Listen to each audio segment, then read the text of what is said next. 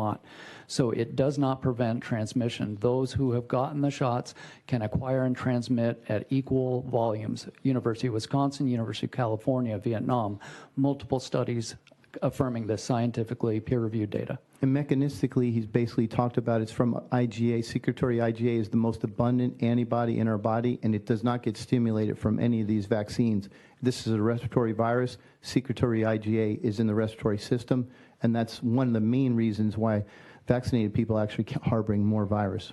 Chair Lading. And I'll conclude with this. So is it fair to say that a vaccine does just exactly what it's supposed to do, which is it's to mimic the natural immunity, the natural exposure of a person's humanity to a pathogen? If you were exposed to a pathogen or a virus naturally, you have an immune response, and what the vaccine does is it mimics that exposure to pre-expose you so that your future exposures will have a memory and that you will have the ability to respond appropriately rather than preventing you from having any symptom, preventing you from transmitting anything, or preventing you from having any illness in the future.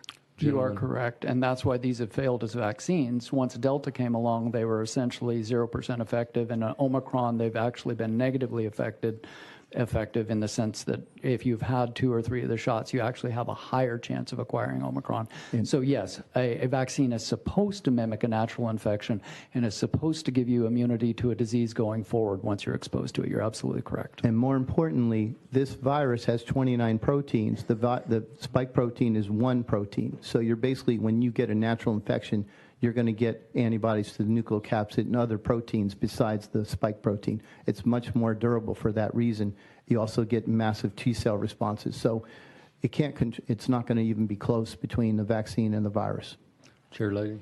And I'll conclude with a statement. Thank you, gentlemen, but I think that the public can see that this virus has been politicized and that we have abandoned much of our traditional approach to medicine.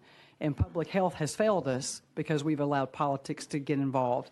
And I just thank you all, but I also challenge you to let's work together to restore hope and trust in public health, because now Americans don't trust health care as they should have to begin with. So thank you, Mr. Chairman.